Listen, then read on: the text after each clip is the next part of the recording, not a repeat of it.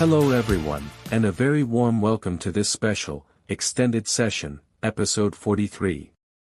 I am truly delighted to have you back with me. Today, we are going to explore a topic that is often misunderstood. Many people look at physical exercise as a chore, something they have to do to lose weight or look better in the mirror. But today, I want to change your perspective entirely. I want to show you that movement is the most powerful tool we have to transform our neurochemistry and our mental resilience. For decades, we viewed the body and the mind as two separate worlds. But in 2026, we know that they are deeply interconnected. When you move your muscles, you are sending a massive wave of information to your brain. You are not just burning calories, you are actually upgrading your internal software. Let's look at the immediate chemistry of movement. When you engage in strenuous activity, perhaps a fast run, a swim, or a heavy lifting session, your brain starts a complex biological factory.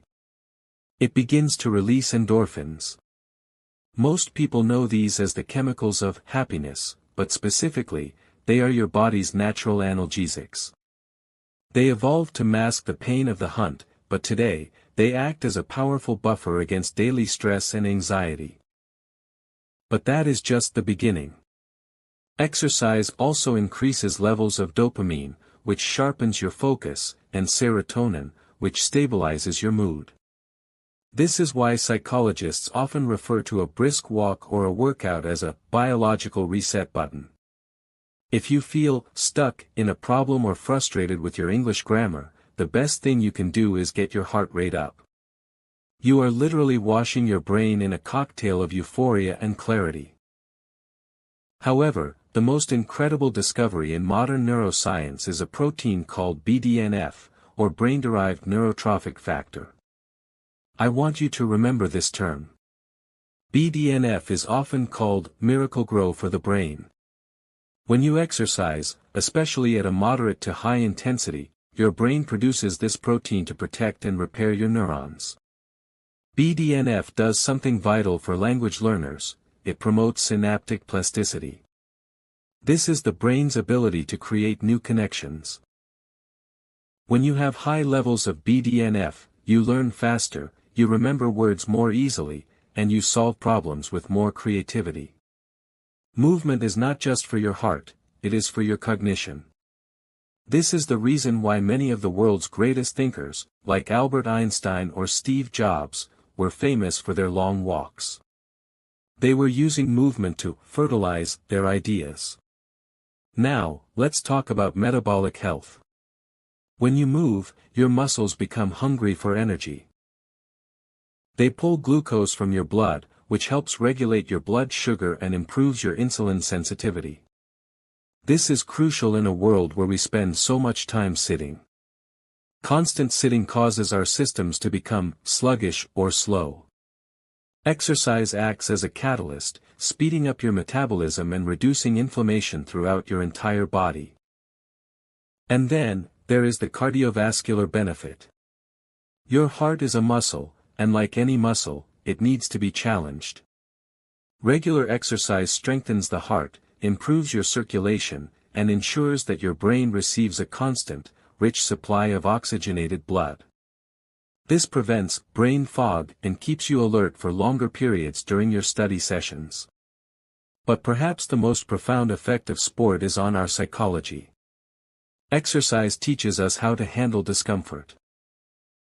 When you are pushing through the last 5 minutes of a workout, and your lungs are burning, you are practicing discipline. You are training your prefrontal cortex, the boss of your brain, to stay in control even when things are difficult. This builds what we call grit. Grit is the ability to stay focused on a long-term goal despite obstacles. When you build grit in the gym or on the running path, you are building the mental strength to finish that difficult English book or to speak confidently in a meeting. Your self-esteem grows because you are proving to yourself, every single day, that you are capable of doing hard things. Finally, let's talk about longevity. As we get older, our brains naturally lose some of their volume.